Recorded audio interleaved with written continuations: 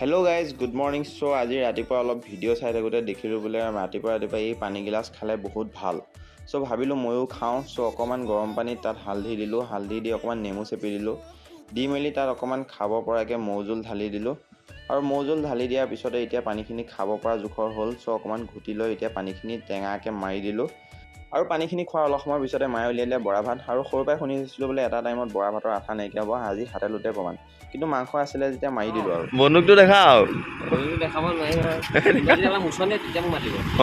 তই বন্দুকটো দেখাও। সেইটো বন্দুক নহয়। আপুনি কি বন্দুক থকা ভাইটি হ'লে আপুনি বন্দুকটো দেখাব নাই দেখা। আৰু বন্দুক থকা ভাইটিৰ লগত অকণমান ধেমালি চেমালি কৰি আহি পাই গ'লে দোকান। আৰু এতিয়া দোকানত কাম চাম কৰি থাকোঁতেই ভাইটি কেইটামানে লৈ আহিলে টেঙা। চ' বতৰৰ ফল হিচাপে তাকে খাই মেলি ল'লোঁ। খাই মেলি লোৱাৰ পিছত সন্ধিয়া আকৌ ইলেকশ্যনৰ অলপ কাম আহিছিলে। চ' এইখিনি কৰি ল'লোঁ, কৰি মেলি এতিয়া দোকান বন্ধ কৰি দিলোঁ। আৰু যিহেতু ইলেকশ্যনৰ বতৰ ৰাইজ ওলাইছে এতিয়া কেম্পেইনিঙত যাবলৈ। চ' ময়ো এইফালে আহি গ'লোঁ ঘৰলৈ। চ' আজিলৈ আহিছোঁ গাইজ, বাই বাই।